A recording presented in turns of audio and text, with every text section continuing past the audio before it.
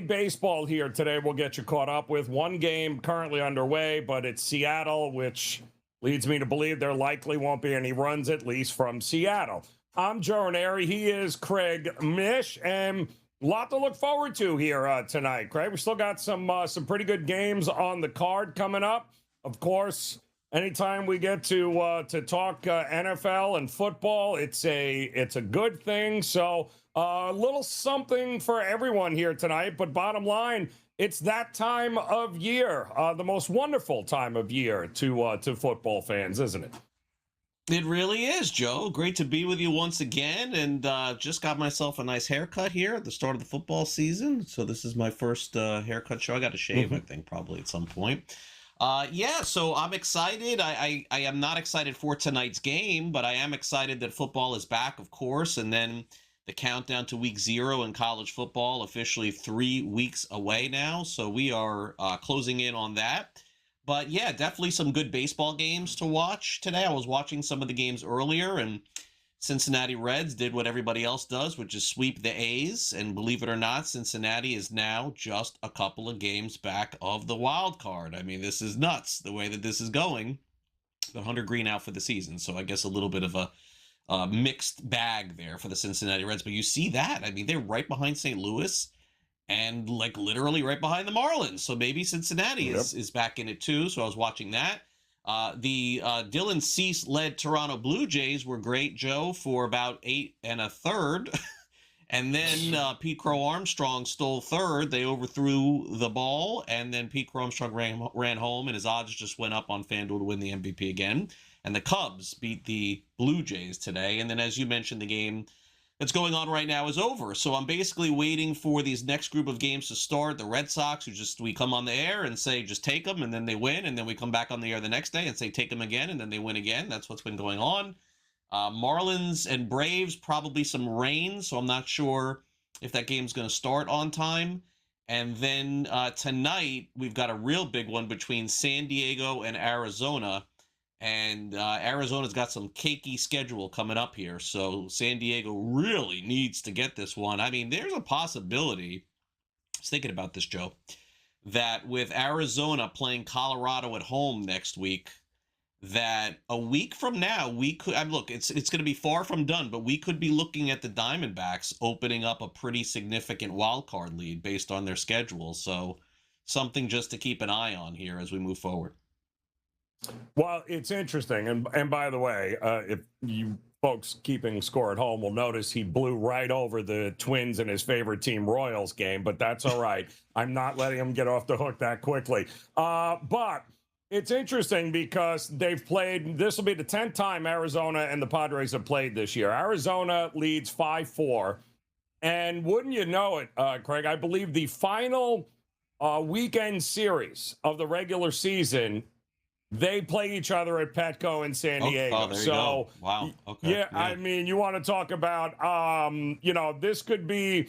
So, again, it's been almost split down the middle. If Arizona's able to pull it out tonight, they'll have a 6-4 lead. So tiebreakers obviously matter. But, yeah, I mean, for the most part, I don't see a lot of difference between these two teams. I don't think when you got a rookie lefty last night they made look like Cy Young. They got another rookie lefty going here tonight. Arizona does. I don't know why anybody would think that can't happen again because the Padres aren't exactly hitting left-handed pitching all that well. But, Walker Buehler, here we go again. All these new shiny toys you got. I mentioned to you yesterday, I don't like Casey Mize, 11 days off. Guys are creatures of habit. Pitchers, and he didn't look all that sharp last night. And, of course, they ended up paying the price here. But, Walker Buehler is going to have to eat some innings here over the next couple of weeks here, and they're going to need him and a few other guys to be able to step up and get it done. To me, it's all about, do we trust the bats enough? Has there been enough consistency that you've seen with the Padres? And you saw him here in Miami. They talk about woefully underperformed this year, but I really did think they turned a corner, and I think if they can have a pretty good finish to August heading into September, I think anything is possible with them as well. You would think that the Padres when they're right, would have a more formidable lineup than the Diamondbacks. When they're going right. Now, that has not been the case at all this season. April and May was a 0 for Tatis and a 0 for Machado. And, they had Merrill carrying them and Sheets. But those 4 guys right there, like, that's really good, Joe. Like, Machado, Tatis, Merrill, and Sheets. I think that beats the Diamondbacks, right? Like, therefore, all day. I think, that beats the Diamondbacks. But the Diamondbacks are seemingly just more of a function of playing great defense and run prevention. Games are close. Their guys don't blow you away. They get into the 5th, 6th inning. They have a deeper starting pitching. The Padres have a better 8th and 9th. You're right, man. It's really close between these two teams. It could come down to the last 3 games of the season. Yep. So, that's very possible. I mean, the other development that we're seeing happening is that, it's interesting that you mentioned that, because for Miami's purposes and St. Louis's purposes and Pittsburgh, that's the worst scenario for them, is these two teams just beating up on each other the final 3 games of the season, because then they can't really make any ground. But, Joe, the other question that I would have for you today, as we look at that playoff picture, the Pirates, Joe, is it over? Like, are they just not going to bounce out of this? Like, is that it? If you can't win Paul Skeens games, then you have no business being in the postseason. It's that simple. If he can't go out there, and no matter what he gives you, even if it's just giving up 2 runs, if you can't win the games that your ace is out there pitching, you got no business in the postseason. I mean, they made Kyle Harrison, who we talked about, we liked a lot, but he hadn't pitched in forever. He was on the IL. He had tightness. It had been a rough stretch for him. And what is it? He ends up striking out the last 8 guys he faced in the game last night. Like, you just can't have that. And now again today, and I think it was Ashcraft today, and Ashcraft's been great for them, much like Jones has been great for them. But it's either strikeout or home run they've become. And, that's a tough team to rally behind here. What are we supposed to do? Think that Milwaukee just does what they always do, and they did it to Pittsburgh. And Pittsburgh actually had dominated Milwaukee this season in their series, which is kind of hard to believe. But, Milwaukee has beaten everybody in the Central, has a winning record against anybody in the Central except Pittsburgh, and Pittsburgh goes and lays a giant egg in this series. But the good news is, to your point, Pittsburgh's got a lot of games coming up with everyone that they're chasing. But I got to see more from them offensively. Otherwise, how do you not win his games? Yeah, and I mean, I guess really the moral of the story is we may have to just throw out games in Milwaukee at this point, because the Brewers don't lose at home, Joe. They don't lose. Crazy. Are they going to go 60 and 20 at home? Like, this is crazy. Like, they don't lose at home. So maybe it's not as much about Pittsburgh as it is about Milwaukee being great. Maybe that's just all it is. And maybe Milwaukee will beat LA in the NLCS if they have home field. Maybe they're that good there. How crazy is it, though? Their bullpen, look at their bullpen since the trade deadline. It's fantastic. Their bullpen in this series has been great. But the problem is now they can't hit and they can't score enough runs. No hitting. The thing that was their bugaboo, they addressed at the trade deadline. But now, no, can't score any runs over here. And Milwaukee with a lead heading into the 7th inning at home. Over. It's over. It's ridiculous. I'll tell you who else it might be over to. And we'll talk about them coming up. Has anybody seen the Guardians? Milk carton, anybody? Game Time Decisions continues on the grid.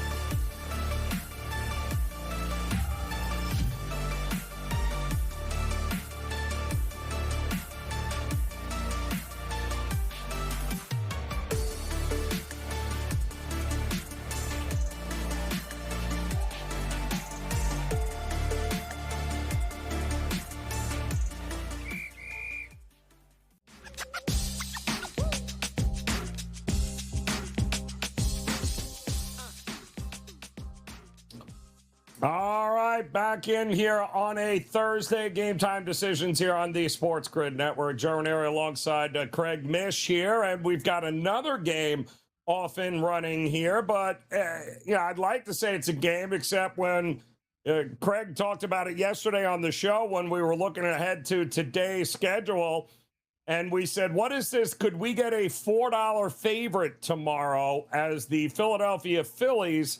We're rolling Sanchez out against Miles Mikolas, and yesterday it was about 350, Craig. Now, cooler heads prevailed because I think it closed around 310, 315, but a minus $3 favorite against a team, by the way, that just beat them down yesterday in extra innings somehow is considered to be a 350 favorite.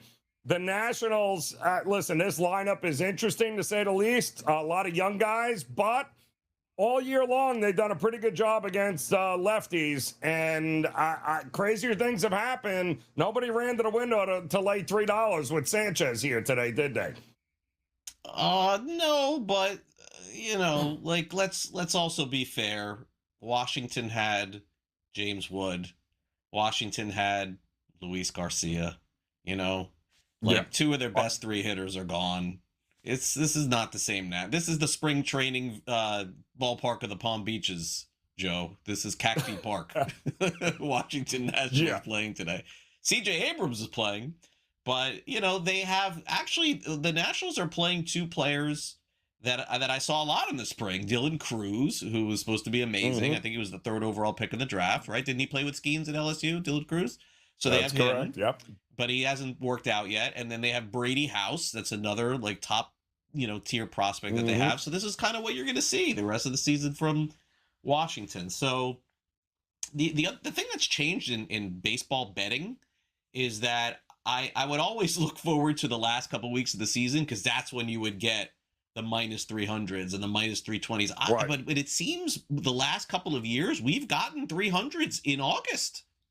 Like you're never gonna get that in May, that's not gonna happen. No. But we're really at the point where it's not just a September thing anymore. Like you wouldn't dare lay a 300 to a team that's still trying. But based on who's playing for the Nationals tonight, I guess you're right though. It didn't go up; it went down. So it didn't go to 400. It went a little bit down. But I could not imagine Washington winning this game today. It would be crazy. It would be a spring training win. What folks don't understand, a $3 favorite in Major League Baseball in a money line sport with 162 games, that line is basically telling you Washington shouldn't show up. They should not show up. But as sure as sitting here, we've seen, we saw the Dodgers close to a $3 favorite with the other night with Scooble Pitt. Didn't work out all that well. So those kinds of games you tend to, and everybody, Greg, had the Dodgers in a parlay of some sort the other night, didn't work out. And I can assure you, most everyone has got Philadelphia in some sort of money line parlay here tonight, and they're going to be watching this game going, oh, my God. Watch Miles Mikolas go out and throw a no-hitter through 8 innings, because that's Major League Baseball. And in this season, nothing would surprise me here, Craig, nothing. Yeah, Mikolas today qualified for 10 full years in Major League Baseball. That was crazy. A big moment for him today. Yeah, like they showed him with a 10-year belt. Wow. I guess he got a belt buckle. 10 years in Major League Baseball, and he's never been a guy that's gonna overpower you or anything like that. But man, he's anybody who plays 10 years in the big leagues, that's a hell of a career. Deserves credit. When you think of what is required just to get to the big leagues, let alone play 10, he's in like the top probably 1% in the history of the game. So good for him. But yeah, this is a tough lineup for him tonight, certainly, and he's going to have to keep that ball in the ballpark for sure. Yeah, he is. And by the way, Seattle is just 8-0. Seattle is losing to Detroit. They're making Framber look like he's figured something out because he is not. Yeah, I know what he figured out. Just pitch against Seattle because this lineup and this offense, Craig, it's terrible watching them try to score runs here. In Seattle they should be so much better.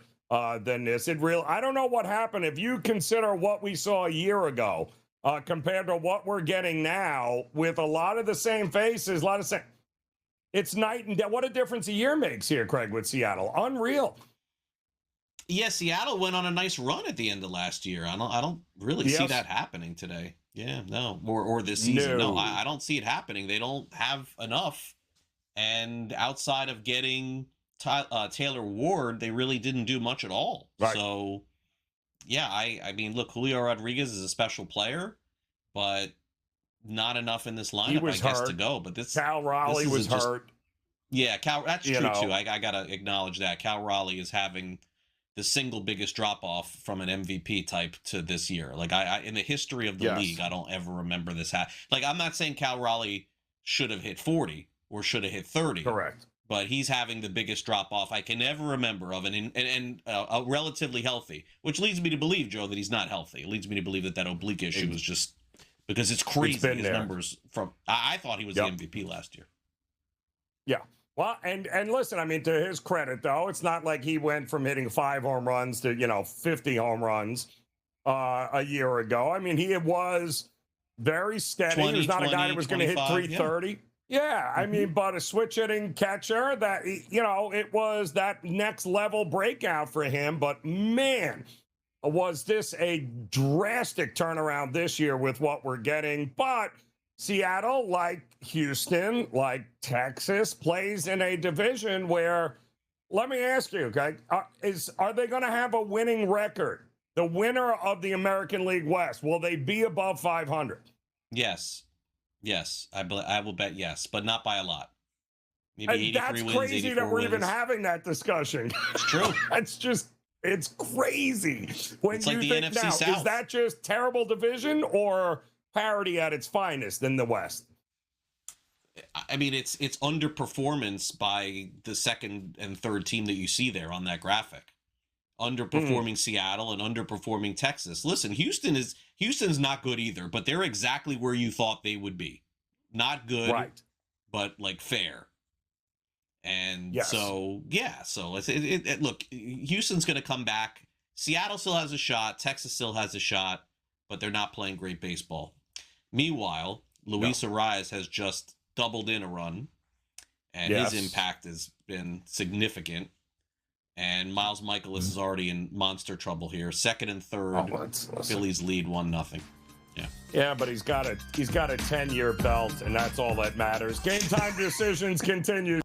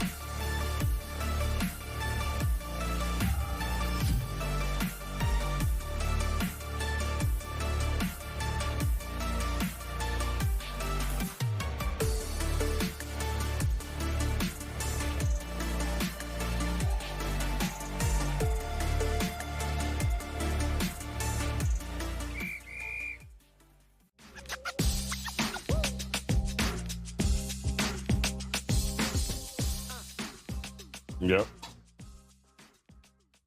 All right, welcome back in. Game Time Decisions here on the Sports Grid Network. Joe Raineri alongside Craig Mish as we're getting ready for some football here, folks. And we've got something that resembles the NFL. At least the uniforms will, the coaches will. And yeah, a lot of young players, guys trying to make teams will tonight in the Hall of Fame game in Canton as the Arizona Cardinals and the Carolina Panthers will be going at it. We'll have more on that game coming up for you here. By the way, Mikolas doing his thing, 10-year belt, which means he'll likely give up 10 runs in this game, and they're off to a good start, 2-0 right now. The Phillies, 3 hits killing them already in the bottom of the first inning. Harper, Bond, Ariz, all of them have hits so far, but there are 2 outs and only 2-0 right here. Plenty of time to go. Minus 300. Can't get that anymore. Yeah, plenty of time for Mikolas to give up another 5 runs here. All right, I had mentioned it earlier, and it bears looking into here because there are 2 teams that, yeah, they kind of push their chips into the middle. One team is winning. That is Boston. We saw what they did to make an effort to make a run at this year. The other was the Guardians. The problem is the Guardians haven't won a game since they made all those moves there, Craig, right? It is stunning that the Mets are the team to take down the Guardians. I did not see that coming, and not even close. And Foster Griffin got lit up today. First start since that trade. I'm obviously surprised here, but baseball is funny and anything can happen on any day. I get it, but there's going to be some pressure now on Cleveland. The only good news for the Guardians is that they just got to keep beating up on their teams like the Twins and the Tigers, But, I guess is it possible, Joe, that, and I keep forgetting the White Sox too. White Sox favored now to win the Central, but is it possible that the Tigers will face the Guardians and knock them out like the Guardians knocked out Detroit last year? Maybe. It's possible. I mean, Detroit seems like they're playing very well. Cleveland is going the other way. The White Sox right now have opened up, I can't really see that, but I think they've opened up a 2-game lead now on Cleveland for the division. Terrible.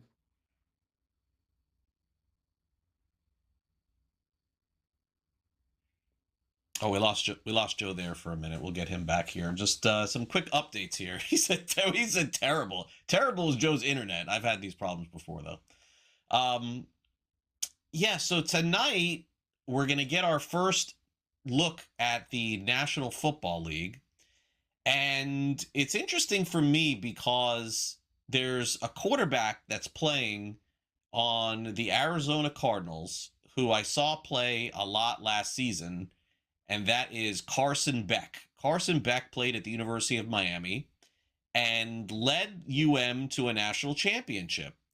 But it certainly feels like Beck had such an incredible cast around him that it wasn't just him that was making the plays. It was kind of like the idea that a lot of the playmakers that they had on their team were incredible too. So I don't think there's a single takeaway from this game for me tonight, but it's just interesting to see that the Cardinals landed on him as essentially maybe their backup quarterback behind Jacoby Brissett going into the season. Now, my understanding is we're not going to see Brissett at all, and we're definitely not going to see anybody, Bryce Young, or I think any of the starters in this game. But is that Jeremiah Love? I don't know. Are we seeing Jeremiah Love tonight? I'm not sure if he's playing in the game. But Joe, no, we are not.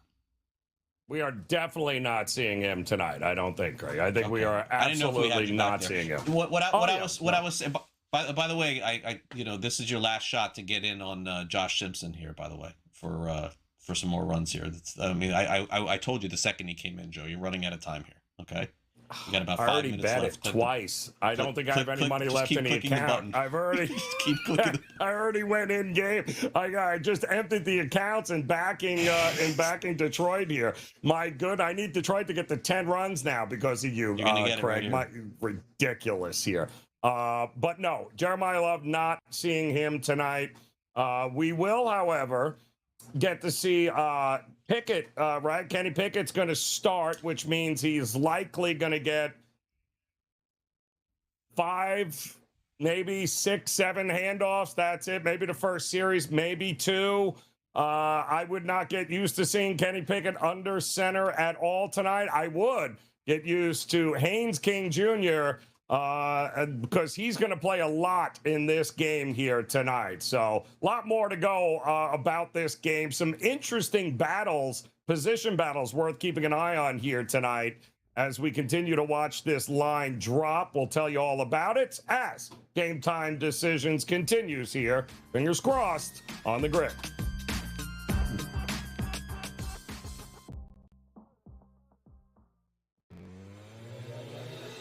Philly had issues elsewhere last year that were on full display in the playoff game against the Niners. They couldn't move the ball all game, and then they got in a 2-minute hurry-up drill, and they walked right down the field. Guys, Tom Brady would do Eagle games. Every single week he'd go, gosh, if they do some hurry-up. And then immediately they'd do some hurry-up, 2-minute warning, and they'd look like a completely different football team. In-game live, only on SportsGrid. You know, the dark days are ahead for the Warriors. And when Curry and Kerr and Draymond all leave, what are we going to be looking at that franchise that has been a mainstay of the NBA, you know, the face of the NBA and NBA playoffs for so long? Where are they going to be? So I see no issue with them bringing Draymond back. Why not? You have one last go at things with the trio that they still have there. But I see this as a very long season. Game Time Decisions, only on SportsGrid. Just can't win the big game. He can't get us in the big game. Well, we got to let him go now because we're tired. We'll keep the quarterback. So, you know what I've been saying? Okay, you kept the quarterback. Guess what? Mr. Lamar Jackson, it's on you now. Hey, It's on you. Absolutely. Right? It's on Lamar. It is. It is totally on him now and the new coaching staff there. Outspoken with Dan Cilio, only on SportsGrid. I'd be looking to sell Louis Varland at this point just because his success has been great, but I'm also worried about how many more opportunities he's going to have given the dynamic of where the Blue Jays sit in the standings. You know, we've heard some rumors that they may be wanting to trade Jeff Hoffman, and it could open up a lot of opportunities for Louis Varland, but there's also nothing pushing the Blue Jays to continuously have out a great player when they're fighting for nothing when it's all said and done. Pro Baseball Today, only on SportsGrid.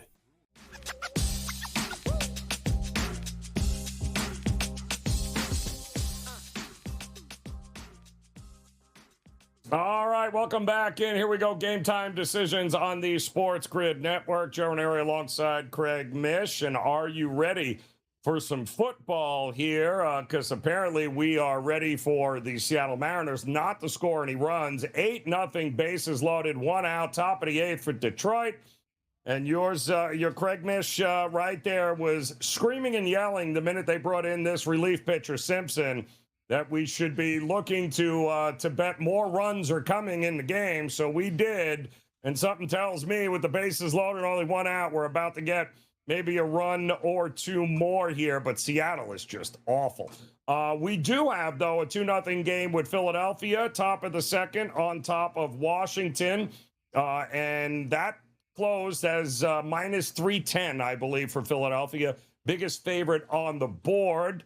We do have, of course, a couple of games still to come a little bit later, including the White Sox and the Red Sox. Castillo and his new digs in the White Sox taking on Suarez and the Red Sox here. And once again, don't feel like stepping in front of the Red Sox train. They shut him out last night.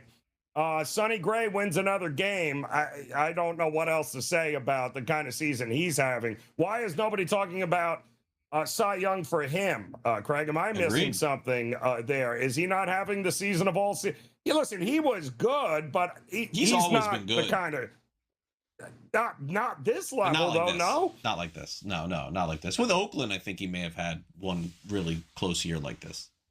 With the A's. unreal. Oh, I mean, and they win all his games, which is darn impressive here. So, but Ranger Suarez on the mound, lefty against the White Sox. They're not, I think, minus 180, minus 190 Total is 8.5.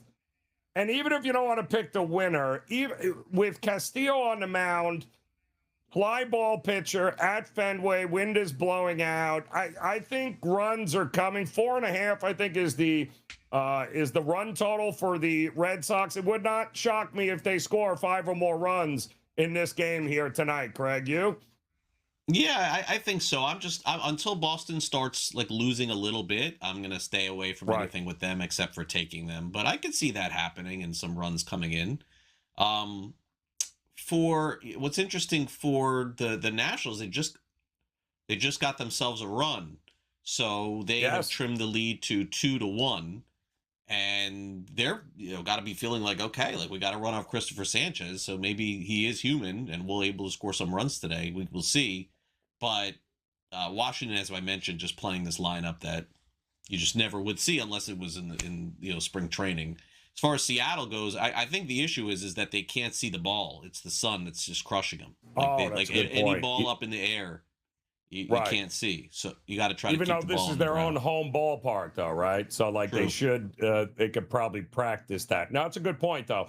And why have we not gotten another run yet? I keep waiting for Simpson to give up a grand slam would be nice. Oh, that's unfortunate right there. Not happy at all. But this is their best guy up here, Detroit. So we'll see. Yes. Yeah, I know.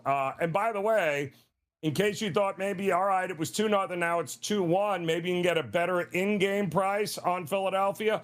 Yeah, no. Minus 500 right now, and they only have a one-run lead. So the books are not falling for what they're laying down here, Washington. 2-1 game, though, top of the second inning. Yeah, and we got more baseball coming up, including Miami and Atlanta, including Minnesota and Kansas City. Kansas City going for the sweep, if you can believe that, Craig. But they did get the services of Bobby Witt Jr. Back, so he is back in the lineup, which seems to have given them a little bit of a boost. Waka is going for Kansas City. I love guys like Waka because they fly under the radar. The public doesn't run to the window to bet him, and yet he's having a very similar season where all he does is give you 5 innings, maybe one where keeps the ball in the ballpark, keeps it on the ground, and gives his guys an opportunity to be able to score some runs and wins it. He is a first 5 machine, and I don't see why I would change that. I really thought him and Lugo would be pitching for contenders, but he's still under team control for another year, so I guess maybe the Royals are looking to bring back Lugo and company. I mean, I guess I could see that, but it is surprising that Kansas City was so quiet on deadline day. Ooh. Like, I mean, come on. Like, you're going to lose 95 games. They really did almost nothing. And by the way, if they had I mean, there wasn't a ton of great pitching out there, and when Skubal went off the board Saturday, you were sort of left with Robbie Ray and Casey Mize and Foster Griffin and Clay Holmes, and Waka should have been up there with other guys too.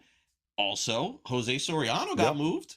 He had a year of control extra on the year that he had. So why did I just tend to think that Kansas City was in a little bit of a forced situation to wait until the season ends to see what their decisions would be. Maybe I'm wrong and everybody just comes back to Kansas City. But I just don't think that you can have this kind of drop-off from last year. And I think massive changes for that team are coming. Yes, it's sooner rather than later. Although Bubic, right, they traded him at the Dodgers, I think, picked him up, but he was hurt, right? Reagan's, I guess, isn't available till next year anyway, right? He's hurt, so they got to get him back on. They had some arms, but everyone, Noah Cameron, they were hoping would take the nap, and terrible. He won last night for him. So they have some arms. The bullpen is and they can't hit. So I don't know if I can bring in the outfield there at Kaufman, but and redo the dimensions and hopefully get more. And the other team scores more, not Kansas City here. We're losing you, Joe. We're losing you. We gotta hit the refresh button, Joe. Looks like we're losing you. Tough internet night. I don't even live that far from Joe, like an hour away. So our internet shouldn't be that bad. But Detroit gets out of the Seattle gets out of the inning, so they enter in Kyle Finnegan, who's just looking for some extra work. So he will pitch this inning, and we'll see what happens with them. For the Philadelphia Phillies, they have a 2-1 lead over the Washington Nationals. In terms of the playoff picture in the American League, a critical game tonight, maybe the best game on the board. White Sox taking on the Red Sox. And the Red Sox, of course, a pretty big favorite tonight. They are minus 184 on the money line. The White Sox are plus 170. Red Sox have been baseball's best team for over a month. The total is 8.5 in that game as well. I don't think there's any question at this point when you're looking toward a game like this. It's either the Red Sox, the money line, the run line, or just stay away. I mean, that's another thing that you can always do. It's what I tend to do with Major League Baseball as it is. Also tonight, we have San Diego and Arizona. Joe and I were talking about that game earlier. It is a 9:40 p.m. Eastern start. It looks like we're probably going to get a minus 110 on both sides when they throw out the first pitch in the desert. Coming up a little bit later, Arizona was all over San Diego yesterday, so this will decide the series today. The Padres and Diamondbacks are fighting for what would looks like that third wild card spot in the National League that Arizona currently sits on. And if they were to win today, it would put the Padres 3 games back of the National League wild card. The other team, of course, that's involved in that, the Miami Marlins, they play tonight, weather permitting, at 7:15 p.m. Eastern. It will be Martin Perez pitching for Atlanta and Jansen Junk pitching for the Marlins. JT Realmuto has doubled down the line against Miles Mikolas, who's already given up 3 extra base hits in the first 2 innings of the game here, and the Phillies lead the Washington Nationals by a score of 2-1. We'll keep an eye on that game and also give you some recaps and also break down everything going on in the National Football League, because we just got word about an hour ago that there's another new highest paid running back in the NFL. When Joe and I come back, we'll tell you who that is. And is there anyone left to pay in the NFL that's a running back? Because 3 straight days, we've gotten 3 mega contracts. We'll be back with more with Game Time Decisions right here on SportsGrid after this message.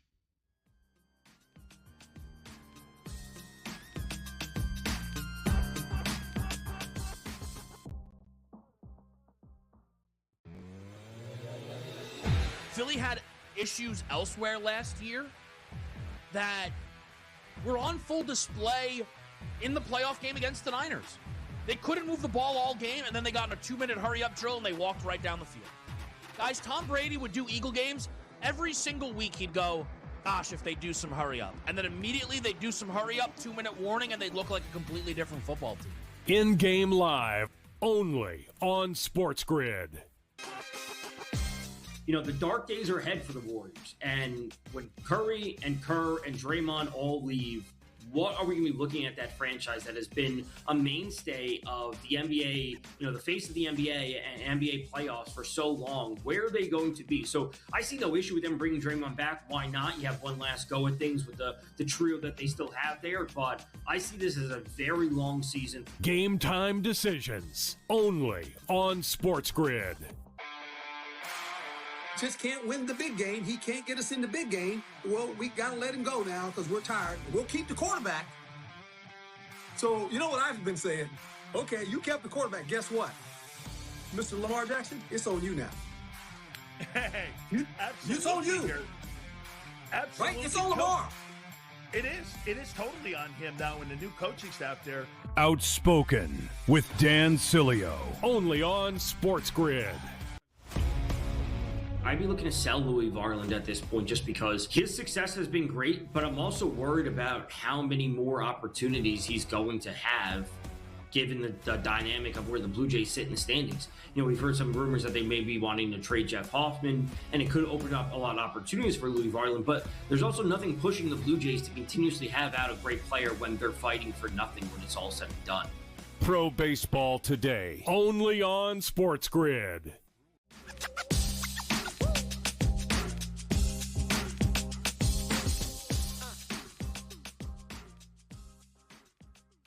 All right, welcome back in Game Time Decisions here on the Sports Grid Network. Joe Raineri alongside Craig Mish as we are getting ready for a couple more games here just after the top of the hour in Major League Baseball. A lot of afternoon games, getaway games started as early as noon today with the Angels bouncing back, getting one against the Orioles 4-1 there. I believe the Orioles might be on their way south, Craig. Is that correct? The Orioles are on their way to Miami for a series? Angels. Angels, right. Okay. Well, they're on their way to Texas then. I knew it was one of them. I couldn't figure out the Angels were on their way home. So Angels are on their way to Miami for the Marlins. Yeah. So that's good news for the Marlins, who are getting ready to take on Atlanta coming up. Now, you said Perez, the lefty. You have mentioned, I think it was yesterday, that he's actually been pretty good here, especially since he came back. Right now, he's no spring chicken. We know that, but he has been actually better than I think people realize, which may explain why they haven't gone out and they didn't do anything crazy pitching wise at the break, Atlanta. Yeah, they did try to get DeGrom, and it didn't work, and they made an offer for Skubal, and it didn't work, and those are big upgrades, of course. But Perez, when he faces a lineup that has 6-7 lefties, he generally performs very well. Now, for him tonight, Miami is sitting every lefty they have, except for Kyle Stowers. But then the quality of the righties that Miami puts in is certainly not going to be as good as it would be if they had those lefties in. So that's sort of the difference there. So you're getting a lot of guys sitting for Miami tonight, including their catcher, Joe Mack. So, yeah, I mean, look, from my perspective in watching the Marlins play the last two nights, and I'm hoping this changes, Joe, but they're coming out real sluggish with the bats, man. It has just it's been disappointing. And it's not like their pitching has been bad. I mean, Yuri Perez did give up 4 runs yesterday, but he struck out, I think, 9 or 10 guys. He just, look, every guy in the Braves lineup can hit. So it doesn't matter how many outs they have or who's on base. Any guy that comes up can hit a home run or double in a run. I know that this is going to be a tough matchup for Miami tonight even, but the good news is, as you said, they face the Angels this weekend. And on paper, Miami is significantly better than the Angels, and especially Saturday's matchup. They have Sandy Alcantara, Miami does, pitching on Saturday. If he throws 3 innings, he'll be the all-time Marlins innings leader. I would suspect that he will get that. Now, also earlier today, we got to see another shiny new toy, show what he's got. And Dustin May looked pretty good once again for Milwaukee today. That was somebody that they had gone out and traded. We knew St. Louis they only had him for a year, so anything they could get in return from him, you knew they were going to. But he's picked up right from where he left off. He's, again, for that pitching staff of Milwaukee, sneaky good with that 5-2 win today. Perfect guy to have in Milwaukee's rotation, 5-6 innings and just hand it over to the bullpen. And by the way, as we talked about, Kyle Harrison pitched very well last night, but he did have to come out of the game. So I'm not sure what his injury status is and exactly what's going on there, but this is why they got some more reinforcements. And I thought May was fantastic today. And, tough trade anytime you have to trade in the division, but St. Louis did send him to Milwaukee. Brewers have the best record, I believe, in Major League Baseball right now. So, yeah, Brewers are just firing on all cylinders. And I hate to just go over it, every day, but when you're playing, if you're betting against the Brewers when they're at home, just expect to lose money because they just don't lose.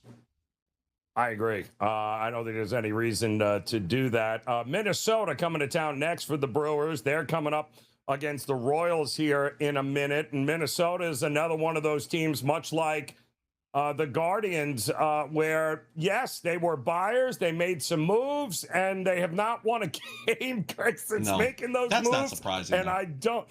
But you had said it. You weren't buying Minnesota in any way, shape, or form. We thought maybe the Guardians would be able to turn a corner, but just not against the Mets, I guess. I mean, could the Mets have finally figured something out? No. Right? I mean, it's crazy, right? Yeah, look, the Mets just had a good weekend. That's it. Or a week. I think that's probably it. They looked horrible against Miami this weekend. So I think they just caught Cleveland probably at the right time. I wouldn't I wouldn't look at it as anything more than that at this point. By the way, Seattle has brought in a position player. Victor Robles is pitching for the Mariners right now. So that's why the runs are piling up. And also, there we and also Philadelphia, they another extra base hit for Philadelphia and another runner out at the plate. So the Nationals have thrown 2 runners out at the plate in the first 3 innings of this game. The good news is Mikolas is on the mound. It really won't matter. They can throw 20 more guys out at the plate. They're still going to keep scoring. How many hits here tonight has he given up? 6, I believe. Is it already? I believe. Yeah, it's been crazy, and 2 guys got thrown out at the plate. So they had 3 or 4 in the first inning alone. 3 or 4 hits. So yeah, it's batting practice time, both for Detroit and for the Nationals here. Not the Nationals, for the Phillies tonight in those 2 games. We mentioned earlier, of course, football is coming your way tonight. Get ready for it as Arizona and Carolina for the, there it is. Good to see some football logos back up there. 34.5 is a lot of points, given the 2 offenses and the guys that are playing tonight. But there are a lot of headlines coming out of NFL camps this week. And I could have sworn earlier in the week, Craig, you and I talked about the new highest paid running back in the National Football League, Bijan Robinson, right? Earlier today, the second highest running back was just also announced, right? Jonathan Taylor with Indy. Mm-hmm. And now we have another new highest paid running back in the. What is going on with the running back position here is what? Jahmyr Gibbs? How much money did Jahmyr get here today? I think the most ever, the most guaranteed, if I'm not mistaken, the most guaranteed money got more than. Crazy. Wow, 51 guaranteed. So that's more than Bijan Robinson. Yeah, and well deserved. Yeah, wow. and well deserved. And listen, I think this time of the year, it's fair to say we're all getting ready for fantasy football too. And that guy right there is, I don't know, what would you say, the number 1 pick or the number 2 pick? I mean, that's it. It's 1 or 2. I mean, I think he's 1 in pretty much every draft, but if he's not 1, he's 2. That is, now he was already under contract through 2027, so they wanted to get this out of the way now, put it in the rearview mirror, and Detroit did it. But is it money well spent? Game Time Decisions continues here on the Grid.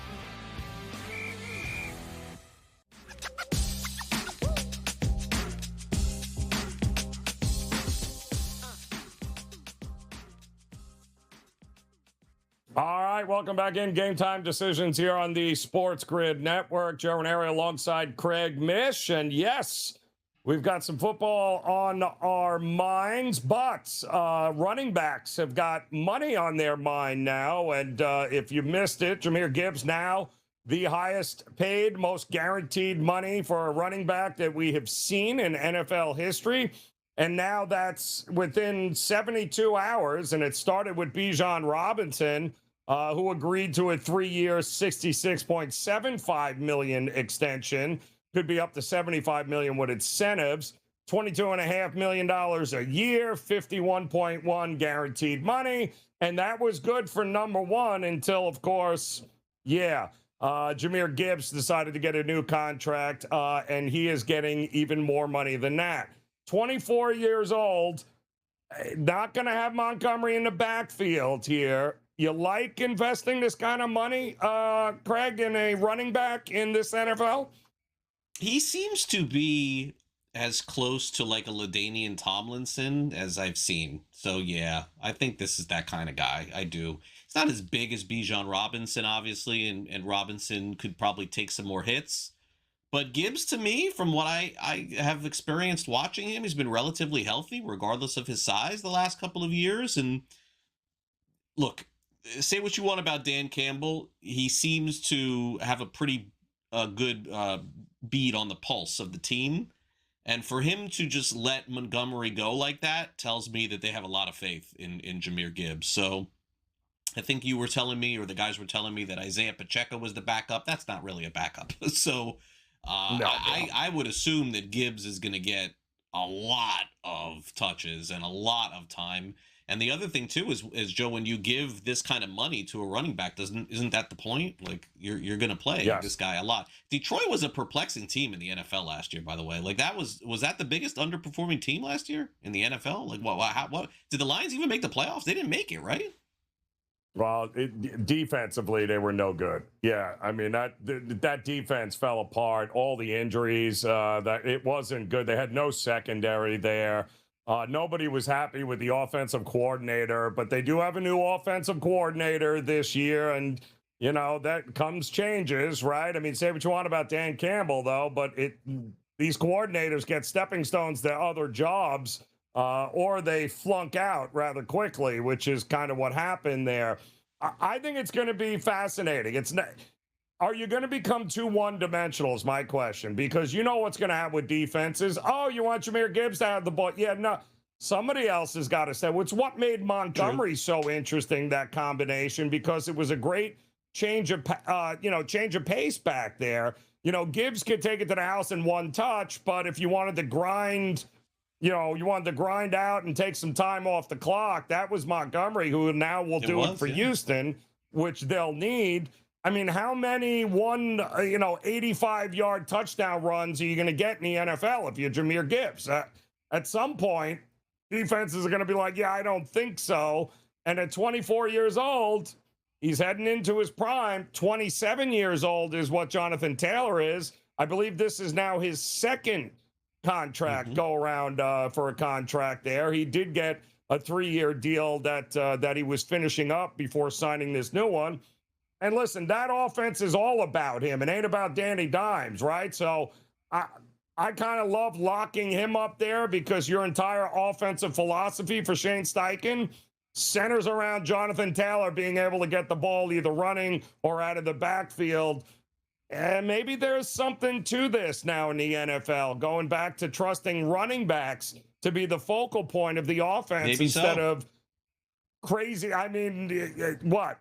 Would you rather have A.J. Brown, or would you rather have Bijan Robinson? I'd rather have Amon-Ra St. Brown. And they have him too. Thank you. Healthy would be great. Yes, healthy. As long as you don't throw it to the other team. Detroit has got to be better. Detroit. It's just so crazy in the NFL. If Detroit is bad, Dan Campbell's getting fired. You know, it's so crazy. Like you can't have 2 bad years in a row. No, you're not. It's kind of nuts too when you think about it. But welcome back, running backs, to the NFL, because they actually matter, it appears here, and they're getting locked up now for long-term contracts, guaranteed money, which is what they've been screaming about. We'll see how it all comes together here, though. Still some question marks in some of these camps here as far as who's going to be playing what. Minnesota, by the way, they still have no idea who their quarterback is going to be when it comes to week 1. Is it Kyler Murray? That's what I'm thinking, but I don't keep think he's hearing good stories either, it's going to be him. Oh, that is not good. J.J. McCarthy. And how is Carson Wentz still in the league? But he is. Carson Wentz. Yeah, I can't. Yeah, if Carson Wentz is the starting quarterback, things went terrible in Minnesota in preseason. But we got another hour coming up here on Game Time Decisions.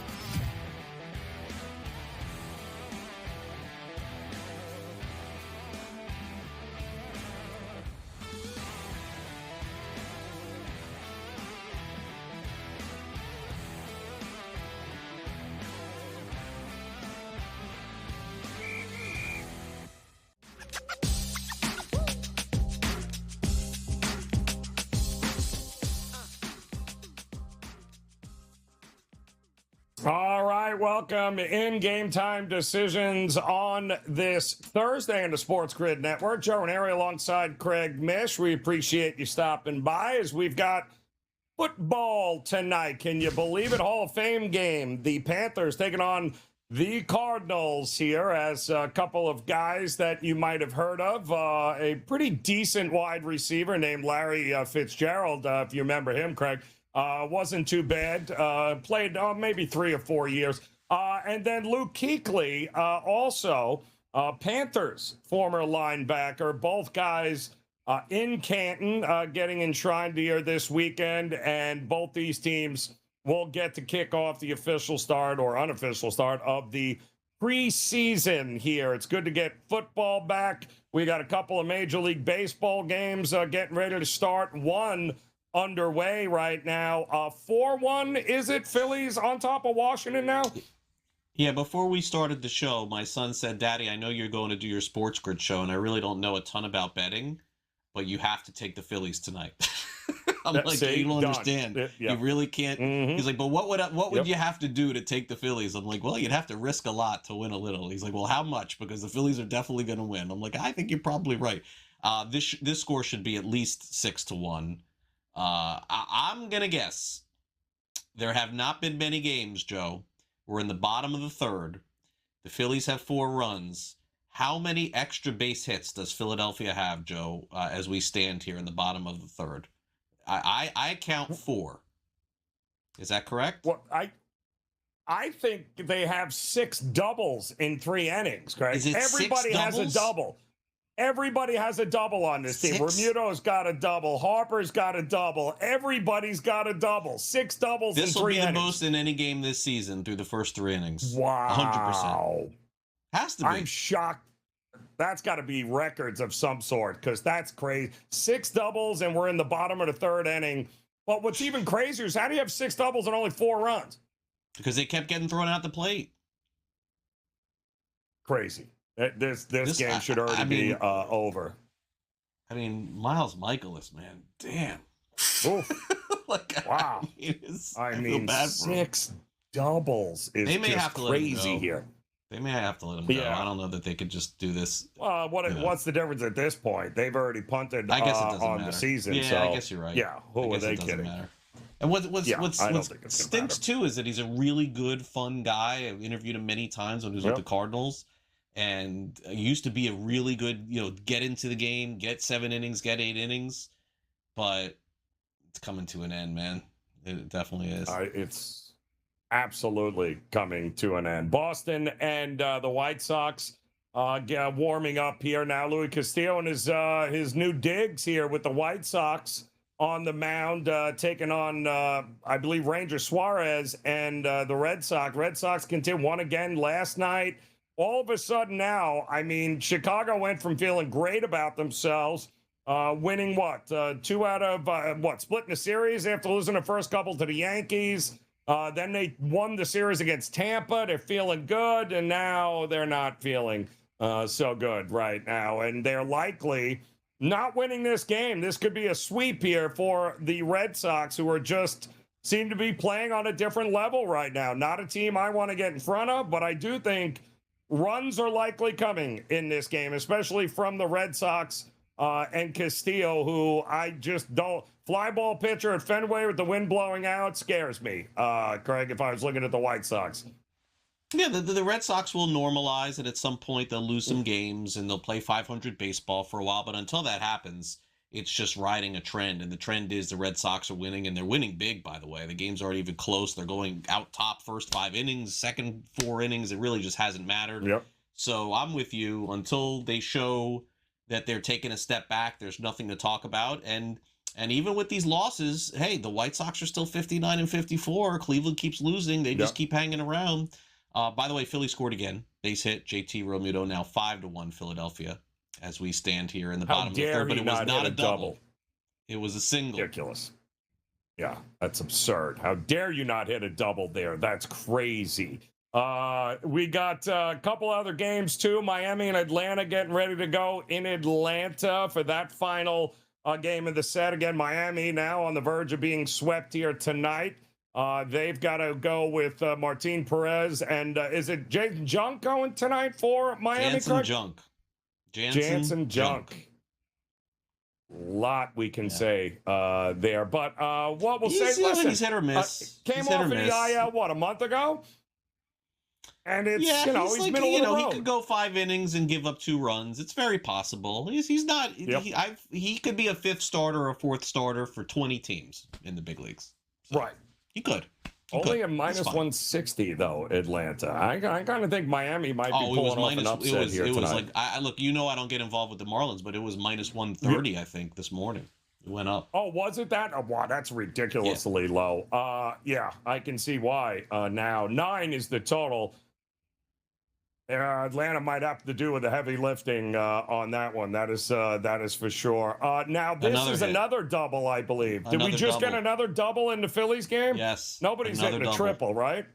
Okay. No, 7 doubles in 3 innings. That's got to be a record. That is insane. 7 doubles in bottom of the 3rd inning. Wow. Is everybody on the lineup going to have a double tonight? Has that ever happened? Is that even possible?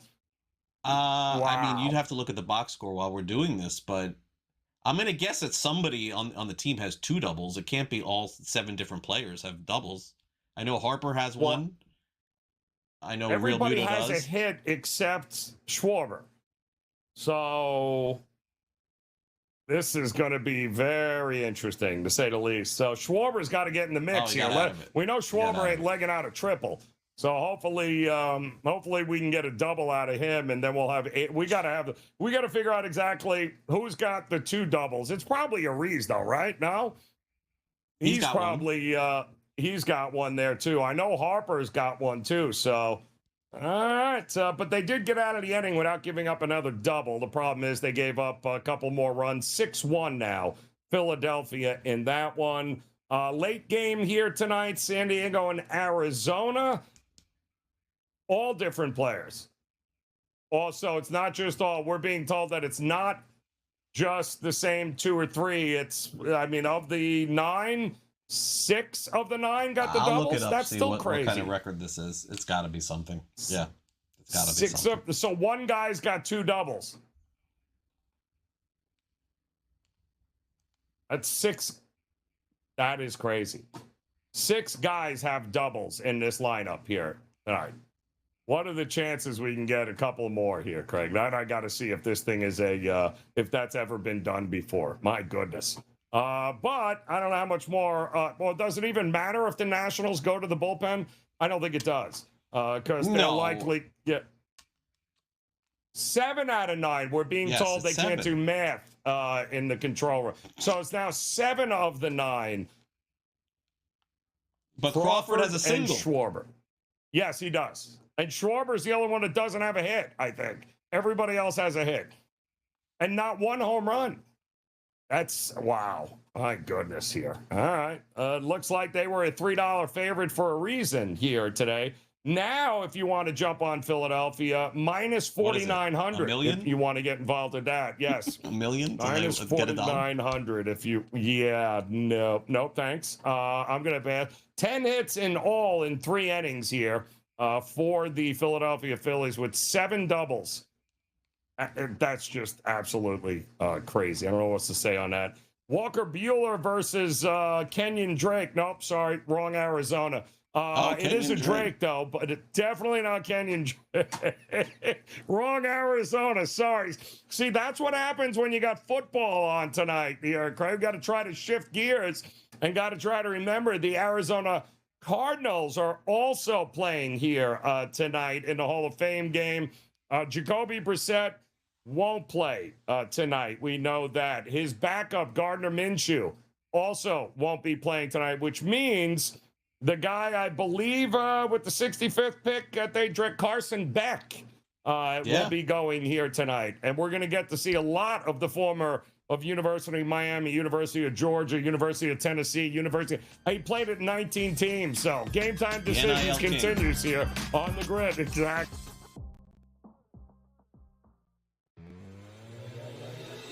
Philly had issues elsewhere last year that were on full display in the playoff game against the Niners. They couldn't move the ball all game, and then they got in a 2-minute hurry-up drill, and they walked right down the field. Guys, Tom Brady would do Eagle games.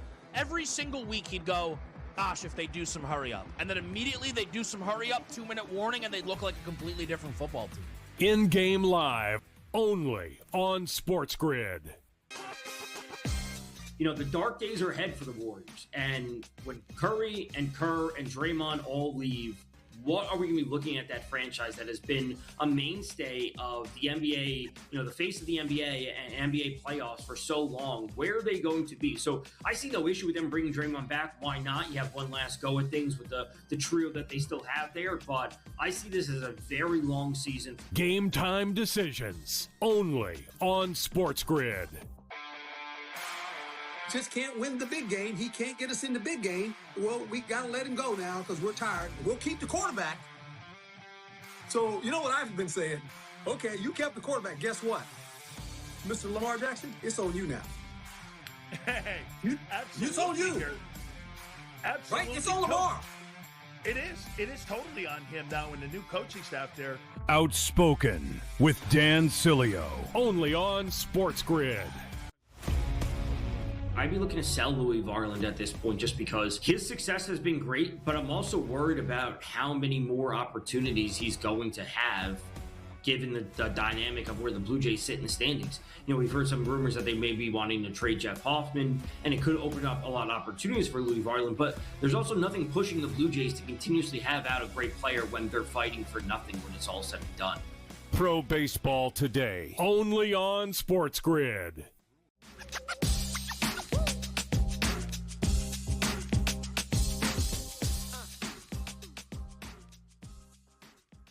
All right, welcome back in. Game Time Decisions here on the SportsGrid Network. Joe Raineri alongside Craig Mish. As I gotta believe history in some way, shape, or form is being made in Philadelphia right now as they are up on the Nationals 6-1. We're in the top of the fourth inning. And Craig, at least we've got a franchise record here, but yes, the Phillies through 3 innings have hit 7 doubles by 7 different players. 7 of the 9 players in their lineup, they all have 1 double here. Schwarber's the only guy without a hit. But you're saying that it's a Nationals franchise record for worst pitcher in the world, or what is the record? 7 is the most doubles ever given up by a starting pitcher in the history of the Washington Nationals. Now, again, they were the Expos before that, so we're going back to, I think, like 08 or something like that. But yeah, most doubles in the history of the franchise from one pitcher. Yep. And we're only in the third. 7 doubles in a 3-inning span has got to be also some sort of record, or we got to be close. 1 more double. I don't think Washington has a double, right? I don't know what the record for most doubles in a game is, but I think we've got a pretty good head start here. A lot more than this, you think, in a full game? Yeah, probably. Yeah, probably a lot more. So not 1 home run. Too long. But yeah, that's I true. would guess Michaelis. I mean, listen, it depends on Blake Buter is the manager. It depends on how they feel. My guess is usually they don't want to embarrass a guy, and just let him get just killed forever. But I think that he'll probably pitch 1 more inning. That would be my guess. I think that they'll let him go 1 more. I don't see why not. 13. That's the record? So that's the record. There we 13. go. 1931.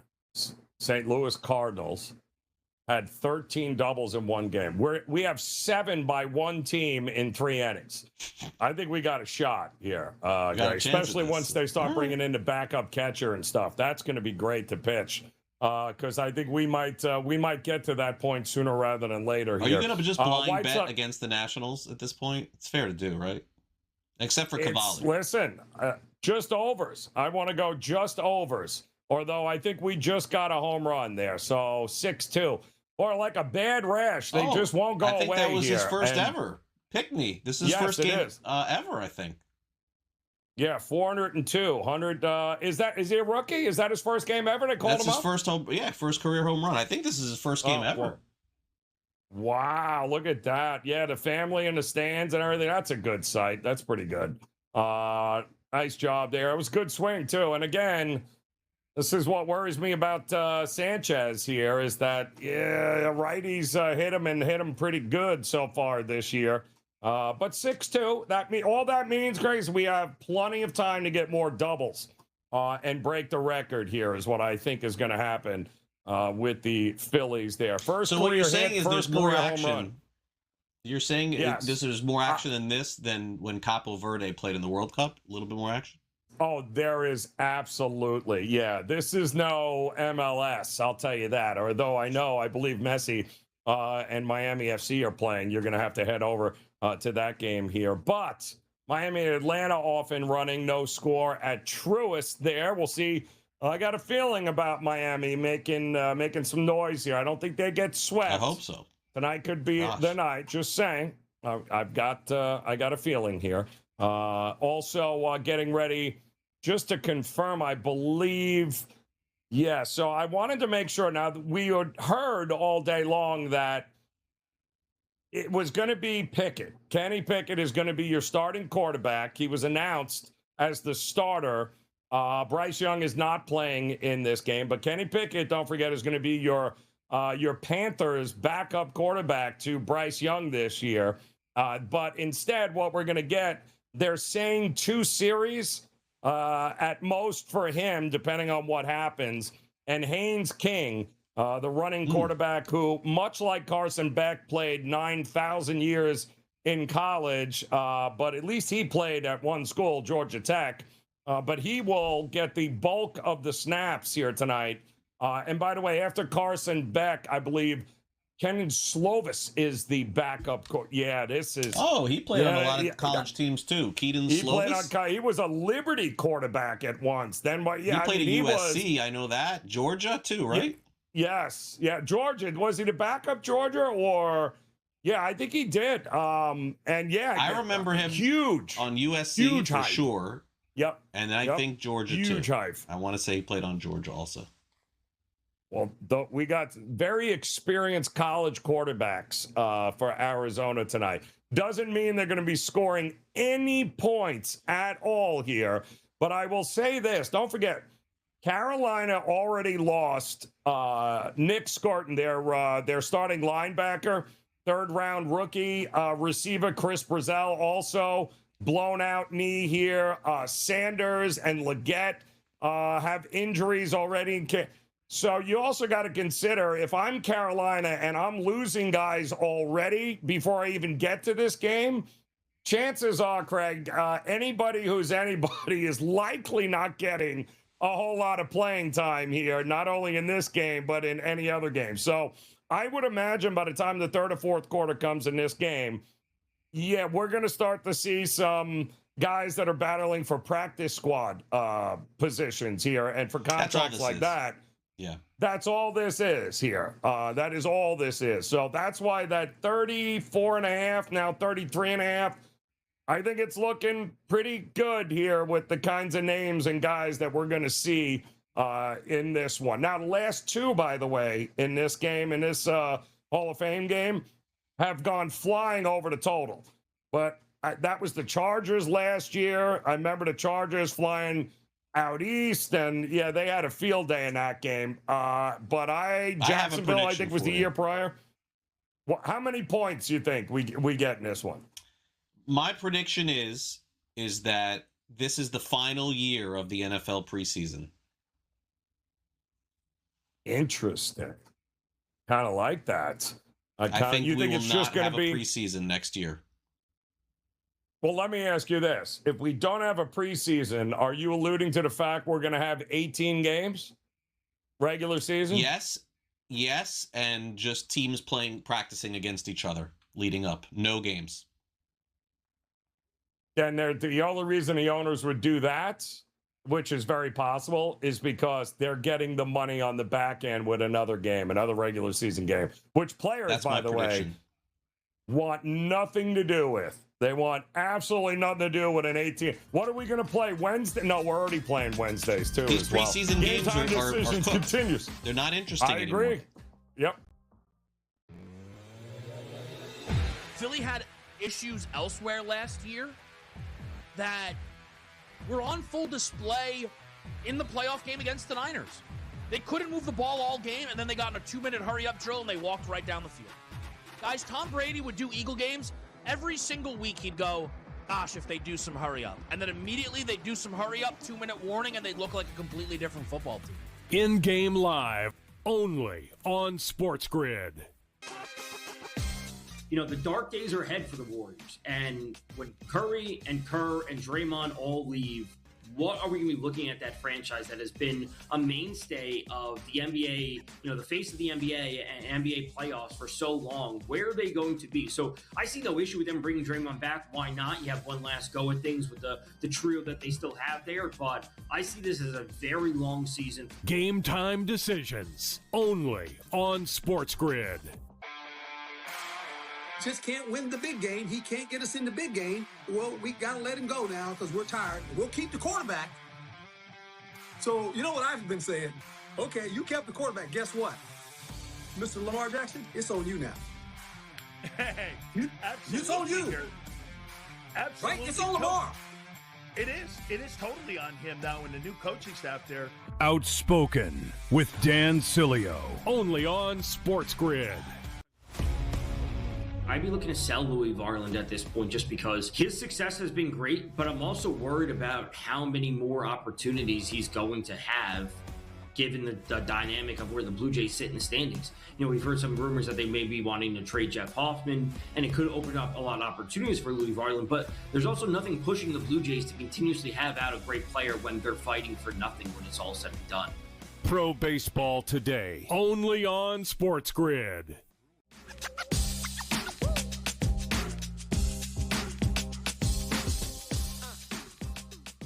Yes, we did. You want to laugh? All right, I think they just did it. Kyle Schwarber on his way to second base. No, he should have went for it. Oh, my goodness. gosh. He had one in the corner. Welcome back in Game Time Decisions. Kyle Schwarber does have a hit, which means the Phillies, the entire lineup, I believe, now has a hit. But 7 doubles in 3 innings the Phillies had gotten against the Nationals and Miles Mikolas. But we were hoping that Schwarber would get one. He hit one in the corner there, Craig. I can't believe he didn't try to leg it out for a double.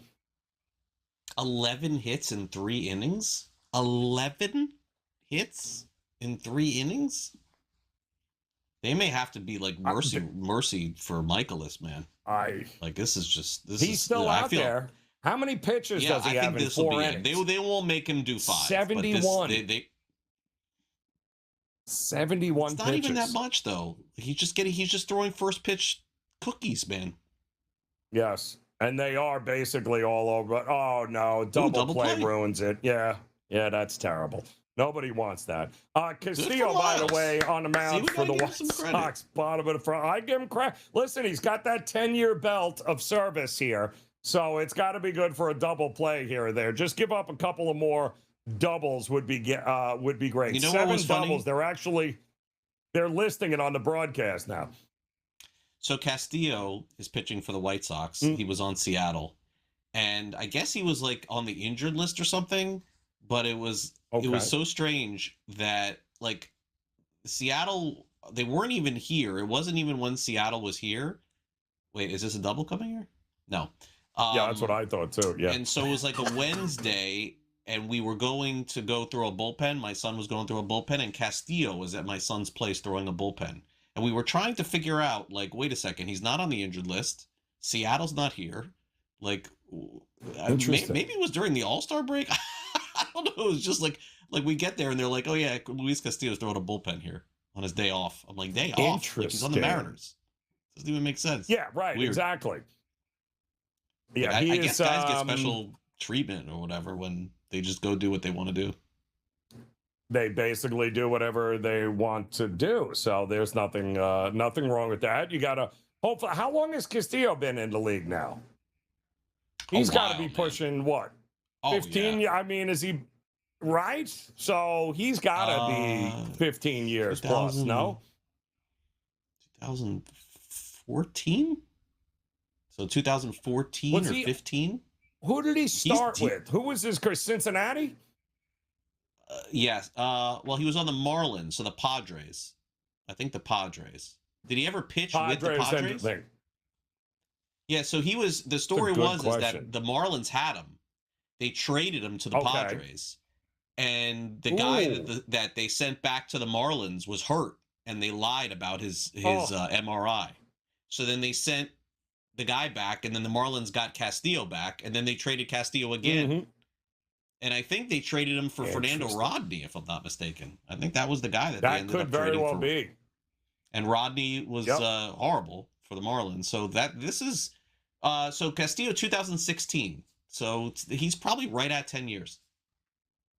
He's at 10 years. So him and Mikolas are right around the same amount of service time? Yeah, that sounds nuts right. When you think about it. Feels like he should be feels like he's been in the game longer. He spent a lot of years with Cincinnati, though, did he not? Definitely. Absolutely. Yes. I don't know how he went from San Diego to Cincinnati, but to Cincinnati. But yeah, he was with Cincinnati for a long time. Yeah. I think that's great, though, that we got a couple of 10-year belts out here pitching tonight here with the White Sox. And by the way, no runs scored by Philadelphia that day. They do have 12 hits, though. 6 runs, 12 hits. It's 6-2 now heading to the top of the 5th inning. And could Mikolas be back for another inning? I think so. I think they're going to give him one more. Yes, I do think he'll get one more. Yep. I guess why What's not? going on with the Marlins and Braves? Point? I've seen I see no score. Nothing happening here. 2 outs, no score. Yeah, nothing happening in that. 2 outs, bottom of the 1st. Minnesota and Kansas City are warming up. They're getting ready to go here tonight. And let me see, Louis Castillo here too. I'll put this right away here, so you guys. It's going to drive me crazy if I don't if I can't remember which where he was. He was, you're right. Wow, 2016-17. Wow, that's when he came out. So just on the, right. And it was Cincinnati. Yeah, it was Cincinnati until about 2022. Then he went to Seattle, and then that's it. And now he's back here with the White Sox. So, wow, he feels like he's been around forever. Absolutely forever. But got an opportunity to end the Boston Red Sox happy winning streak here. It'd be nice if the White Sox could get a win here tonight. Top of the 2nd.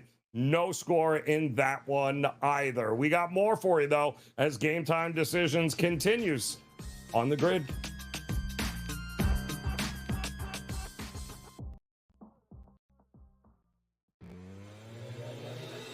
Philly had issues elsewhere last year that were on full display in the playoff game against the Niners.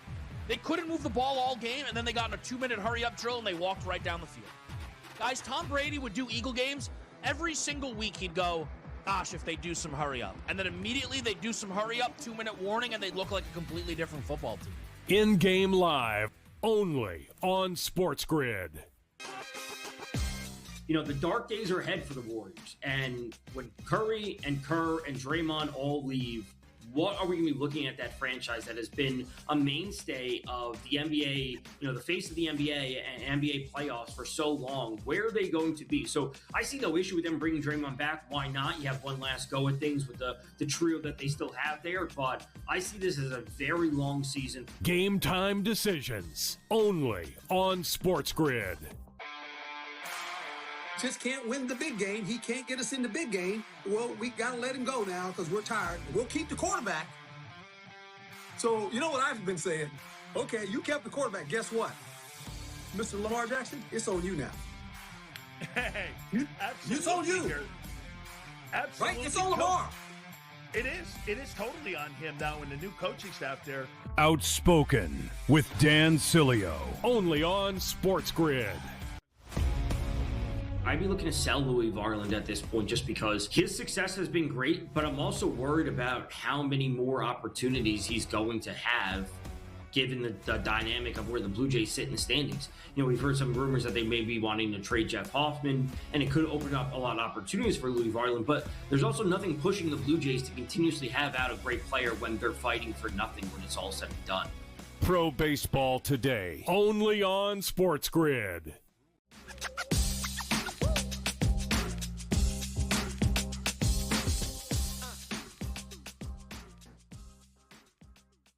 All right, welcome back in Game Time Decisions here on the SportsGrid Network. Joe Raineri alongside Craig Mish there. And in fact, a little memory lane here as Castillo on the mound for the White Sox here today. We were wondering how long he had actually been in the league, with Miles Mikolas also pitching tonight for Washington. Still 6-2 in that game, by the way, against the Phillies, and Sanchez Washington up at the plate now here in the top of the 5th. But Craig, now the 2016 Miami Marlins Player of the Year in the minor leagues there in the Florida State League, and then was traded to the Padres for Colin Ray, and Colin Ray, now with the Cubs, was the one that was hurt that screwed up that whole deal, Craig. And Colin Ray, too, right around the same time, although I don't think he was called up around the same time. Yeah, he's still around, right? He's still throwing. The Cubs? He's still a gas can. Yeah, with the Cubs. Still with the Cubs, which is crazy. Yeah, just not with the Padres and the Marlins, because Marlins screwed that up.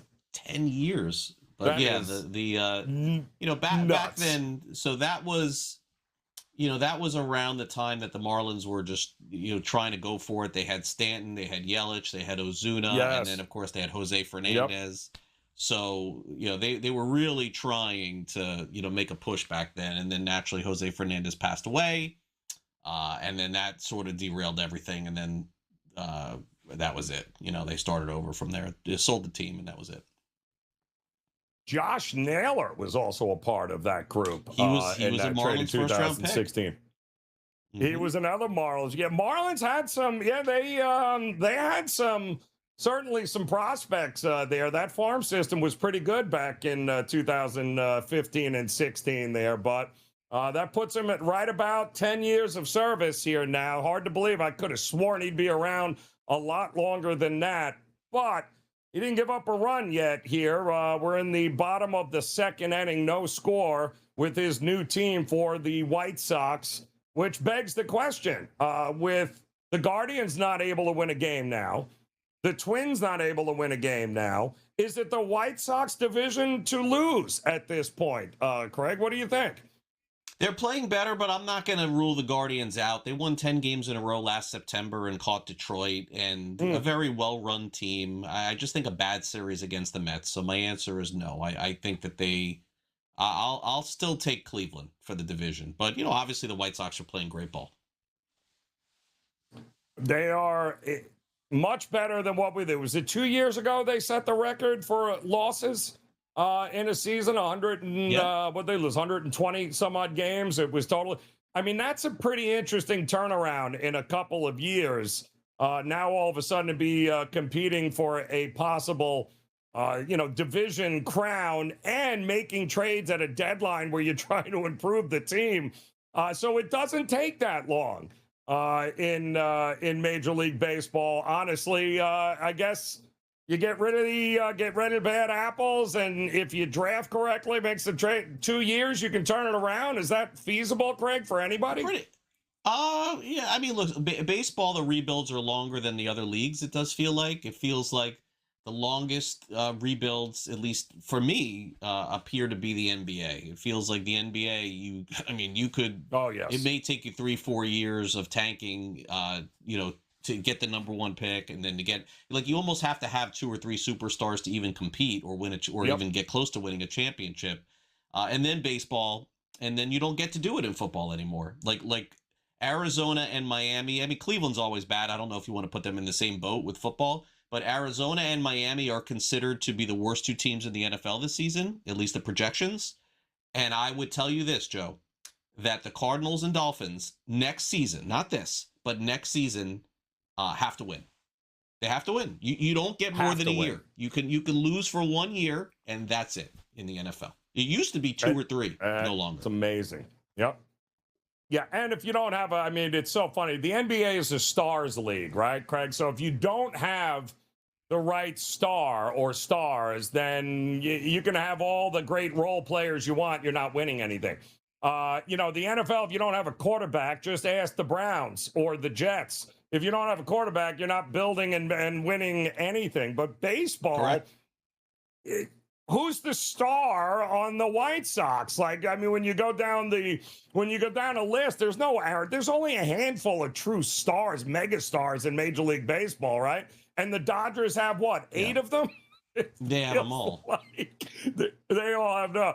Hence why we're going to have a problem come December 1st, I believe, is when the CBA is kaput. That's when it expires. Yeah, there'll be some off-season moves, and then it'll all stop in December. Probably, I would guess. I hope not. I, genuinely, of course, hope there is no lockout, but I have to be realistic in thinking that there's probably going to be one. But again, I everyone just.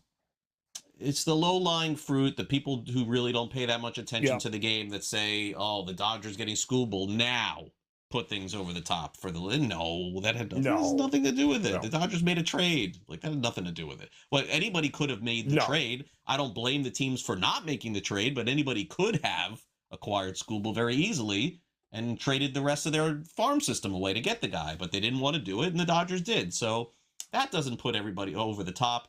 What would seal it for the narrative that people want would be the Dodgers winning the World Series and like sweeping, Joe. Like that would, of course, push the narrative forward. But last year, they were within an inch of losing. So, that didn't help the narrative. But yeah, clearly if LA played Tampa or played Boston, just you throwing those teams out there in the World Series and 1-4 or 1-5, right. Yeah, there'd be a lot of people going, all right, enough's enough. But Joe, for me, I just don't see how the players win this one. I don't see them winning the public opinion on this one.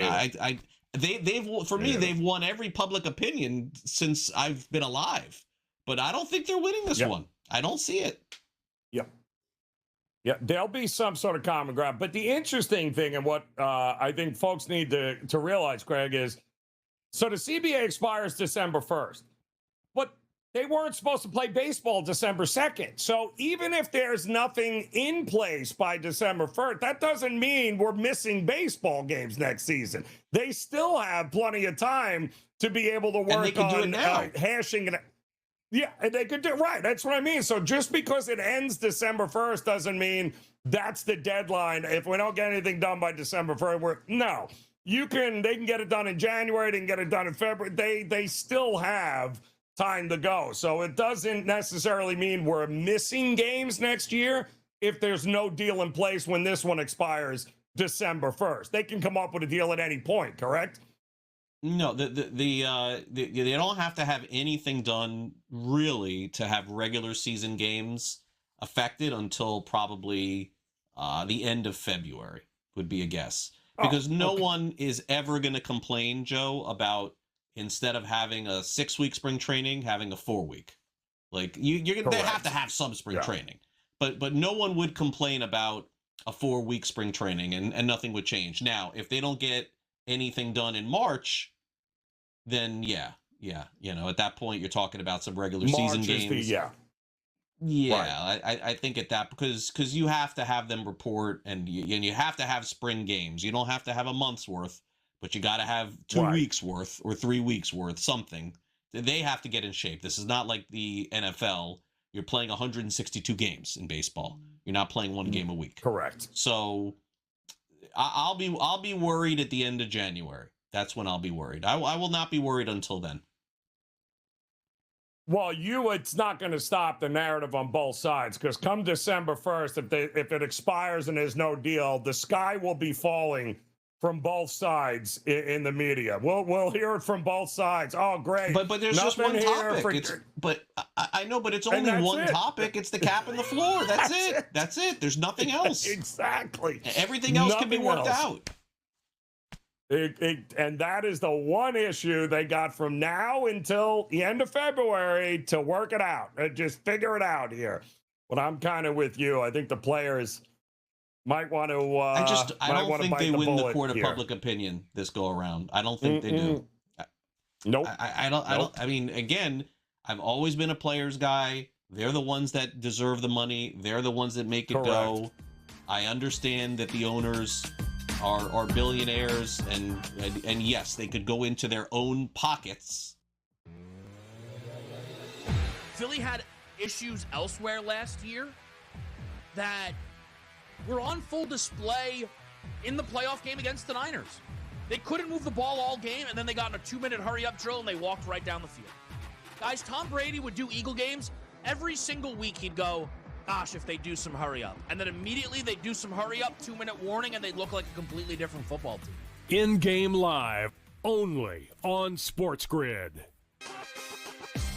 The dark days are ahead for the Warriors. And when Curry and Kerr and Draymond all leave, what are we going to be looking at that franchise that has been a mainstay of the NBA, the face of the NBA and NBA playoffs for so long? Where are they going to be? So I see no issue with them bringing Draymond back. Why not? You have one last go at things with the trio that they still have there. But I see this as a very long season. Game time decisions only on SportsGrid.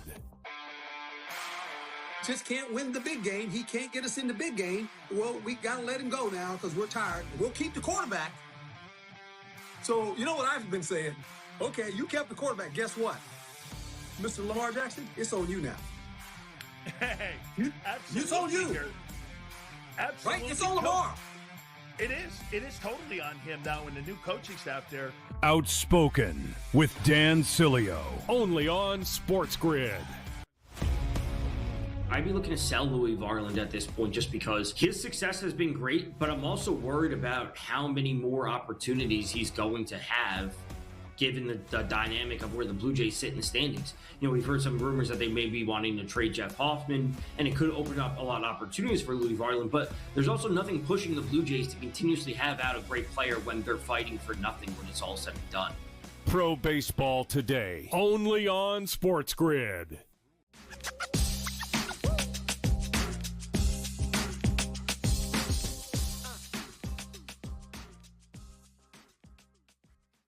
All right, welcome back in. Game time decisions here on the Sports Grid Network. A very happy Thursday to you, Joe Raineri, alongside Craig Mish, as we got football coming up top of the hour. Can you believe it? Arizona taking on Carolina in the Hall of Fame game here. We do have some Major League Baseball going on. I believe we've played 2 innings now in Atlanta. No score there with the Marlins and the Braves as they head to the top of the third. Sanchez just got out of a bases-loaded, one-out jam, didn't give up a run, but Washington has no shortage of guys that keep getting on base every inning there, Craig. So 6-2 remains the score, and what are the chances that they go to the bullpen now, do you think? Michaelis is still in. I think that's He's him. still Is in? that him? I think that is, yes, he is still in the game. This will be his last inning of work. He will not go further than Wow. So they kept him in this game this long. That's interesting here. I He has wouldn't have got to thought be that, up but around, yeah. 80 pitches, actually. So not too bad. It's not horrible. But 6-2. That's not horrible. Yeah. Through what, 5 innings? Not yet. That's I not mean, bad. he's going to have to get through the 5th. He may get a 6th if he's only got 90 pitches and he has a quick inning, but I would suppose that this is it. The thing is that when you end innings by getting runs at the plate, it just like completely stops, and that's what kind of saved him in this. Yeah, and we got, don't forget, too, Red Sox, White Sox, no score right now. They're in the top of the third there. Pretty decent pitchers duel there between Ranger Suarez and Castillo. I believe the Twins and the Royals just underway. No score in that one either, as the Royals are looking for the rare sweep. Little sweep going on, possibility at the top of the first there. I didn't see that coming, Craig. I'm not going to lie. But that's, you got an opportunity to maybe make so that Minnesota's going to root a day they didn't sell instead of buying some of those pieces in the back end. But you didn't think Minnesota should be a buyer. You also didn't take them serious to win the division. I tend to agree with you here as we're heading into week number 2 of August.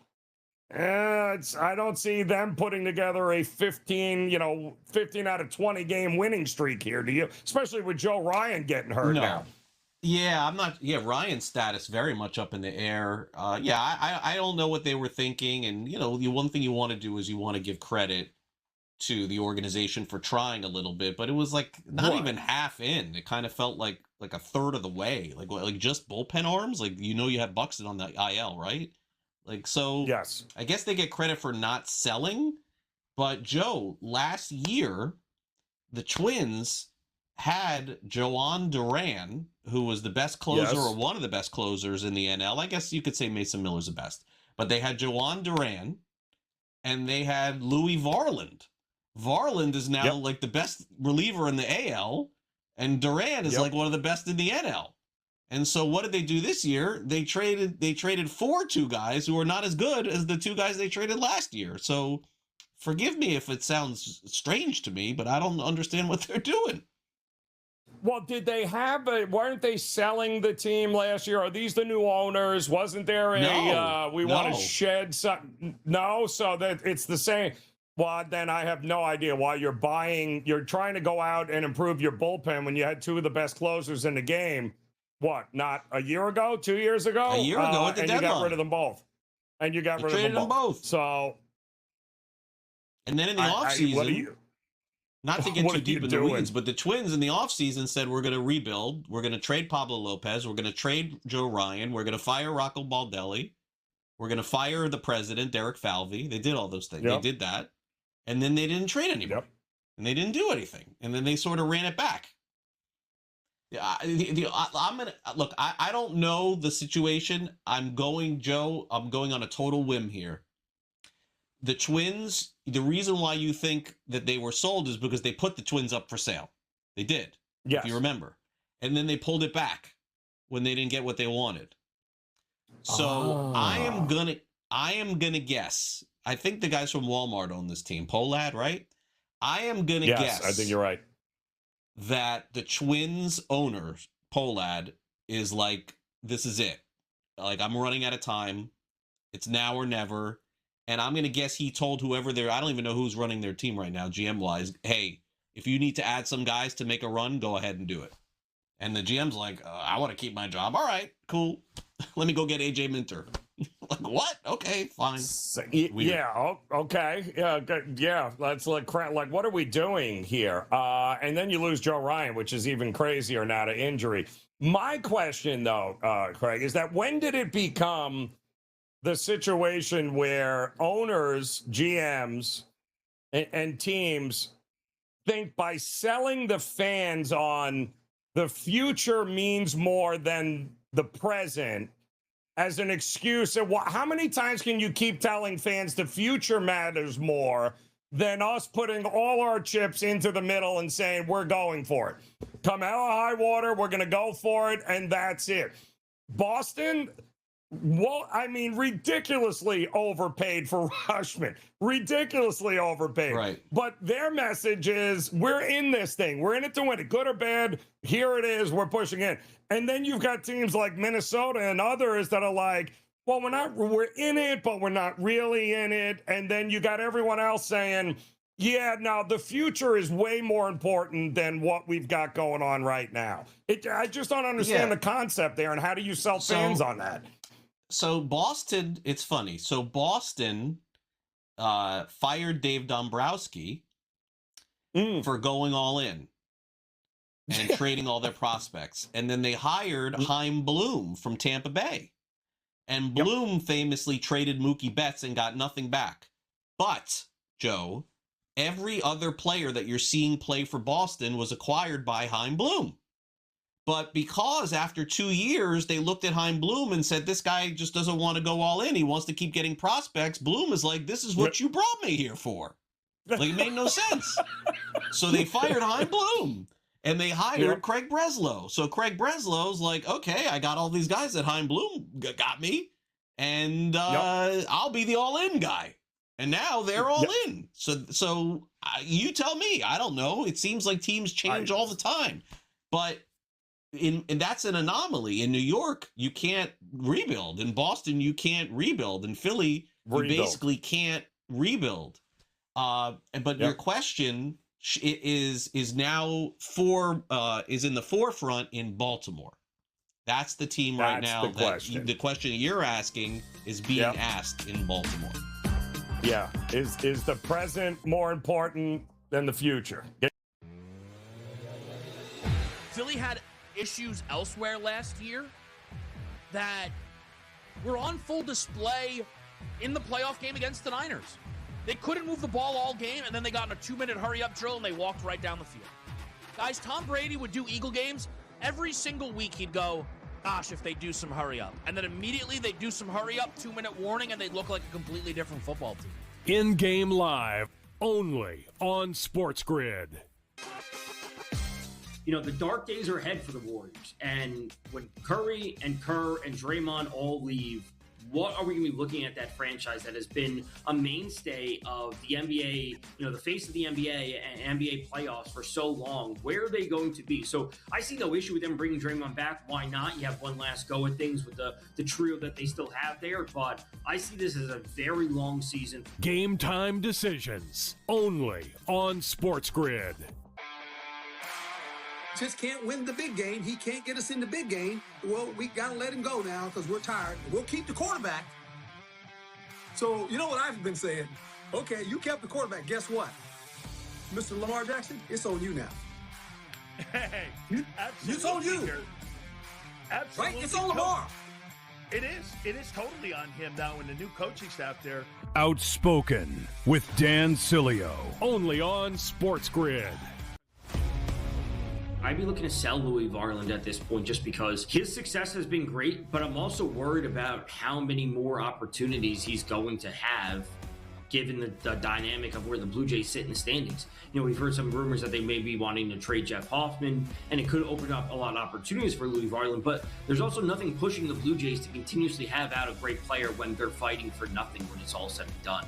Pro Baseball Today, only on SportsGrid.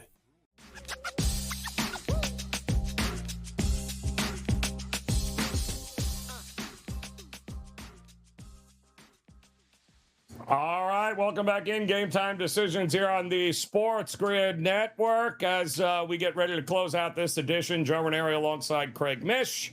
The White Sox have just gotten on the board. I believe a 2-run home run off of Ranger Suarez now. Top of the third, they're up 2-0. Castillo pitching for the White Sox there. Still 6-2, Philadelphia on top of Washington. They're in the top of the sixth in this one.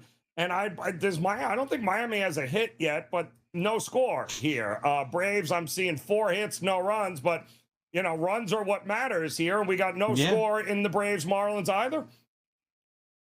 No, that's as soon as we're off, that's what I will check out and watch some football. And kind of crazy to think that this is it. So football starts tonight. So from now, basically through February, Joe, we've got some sort of football going on every week, and pretty soon, like almost every other day. So this is it. Like the last 7 minutes of no football, and then now football takes over from now to February. That's it. Yes, it is. I'll tell you this, though. The total keeps dropping for this game here tonight. Carolina, Arizona Hall of Fame game. It's not going to be good. I feel like Kevin and Gabe got the short straw. I think we got the better show today. They did. They're going to have to talk about that game. And they've got a Twins-Royals game they're going to have to cover. Yeah, that's Atlanta a home run run? Or is it another double? It's an inside the park home run. My goodness, that was a terrible bounce here. Looks like they got a runner on third. That's a triple. No, the Braves just hit a home run, Joe. What happened? Oh, the Braves did hit a home run there. Yes. 2-0 there. You know who? The Braves. Well, Baldwin got the Acuna Jr. Acuna. Yep. He hit a home run. Acuna got it. Baldwin had singled, and Acuna hit the home run, 2-run home run. So Matt Olson's up right now. 2 runs, 5 hits. End of the first. You do realize I got to see all these guys tomorrow afternoon after getting swept. I know. The good news is tomorrow afternoon, you're not going to be happy. You get to cover the Angels. You get the Angels. I'm going to go see Trout. Which is going to be great. Talk to Trout. They are going to, exactly. Go see Trout. See if Zach Nair. Just go see anybody. Well, first of all, Sandy's my guy, and he's always cool. But I would tell, but when he's pitching, you can't talk to the pitcher. But the Marlins have a pitcher. His name is Michael Peterson. I don't know if you've seen him pitch. He comes in at the end of the game. He's like the 7th inning guy or the 8th inning guy. Throws 100. He's like 6'10", whatever. He is so nice. So no matter what, I know that when I get to the park, I can always talk to Michael Peterson. He's always going to be in a good mood. So no matter how many games they lose. You want to see if you can't get something out of that. What's that guy? Oh, Victor Vodnik. Also, great addition by the Marlins. You ought to see if you can get him going. I have to meet him tomorrow. I've never met him before. Yeah, that's what I'm saying. You got to meet him. I heard he's very personable. So it should be a fun time. But everything has gotten. I'm just telling you right now. You heard Craig, Kenny Pickett's a great guy. There's going to be smiles. You are going to get smiles because it's the Angels coming to town, even though they beat Baltimore here tonight. Arizona and the Padres. Would you lean one way or the other with that? I think runs tonight with Buehler and the rookie Drake here. What are you thinking? Oof, Drake for Arizona. Yeah, it's not. I'll take Arizona. Arizona to get another win here. That's going to be a sneaky good one. I don't think Buehler's got it anymore, Joe. If the Padres can't score off of Drake, I mean, the guy walks more people than he actually strikes out. No, give me some runs coming up. The advantage the Padres have is any lead in this one, they'll turn it over quick to Morahone and Miller because those guys haven't pitched that much recently. Point. So yeah, that's a great point. If San Diego in game is up like 1-0, I'd probably lay a 1.5 at that point and just take the Padres because the back of their bullpen is superior to anybody. It's not good. Yeah, it's not good at all. But let's hope we have a few more runs than just one, as we're going with the over in that one there. But I don't hate the Diamondbacks either. I think they're much better than people. People are going to start to realize too. And this is a big one. Padres have lost the season series now. This is the 10th game. Arizona's won 5 of the 9 so far.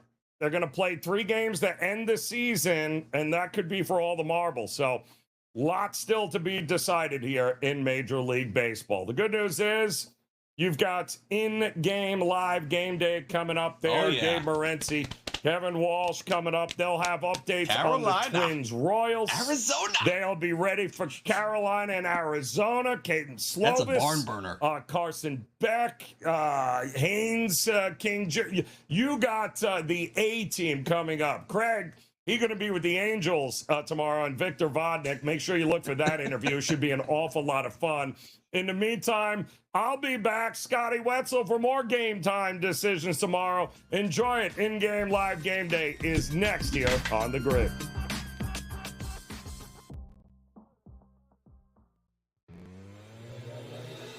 Philly had issues elsewhere last year that were on full display in the playoff game against the Niners.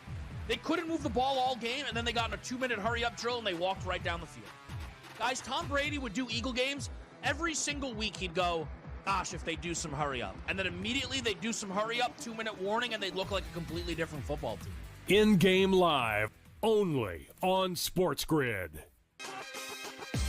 You know, the dark days are ahead for the Warriors. And when Curry and Kerr and Draymond all leave, what are we going to be looking at that franchise that has been a mainstay of the NBA, you know, the face of the NBA and NBA playoffs for so long? Where are they going to be? So I see no issue with them bringing Draymond back. Why not? You have one last go at things with the trio that they still have there. But I see this as a very long season. Game Time decisions, only on SportsGrid.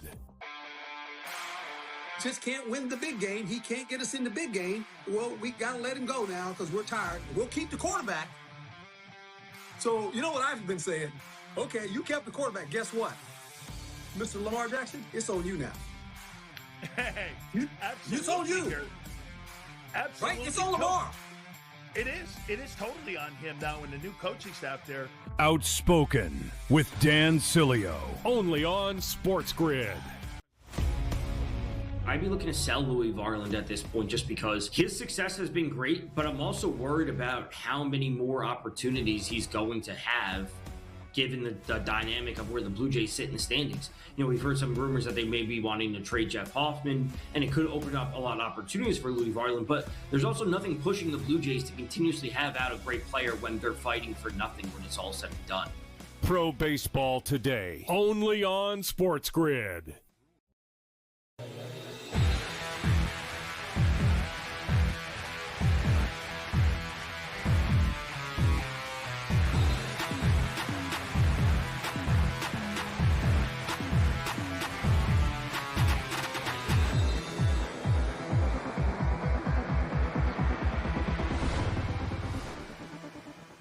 What do you say? NFL football here on SportsGrid. It is great to be with all of you on a Thursday night. Kevin Walsh, Gabe Morency, the Carolina Panthers, the Arizona Cardinals, the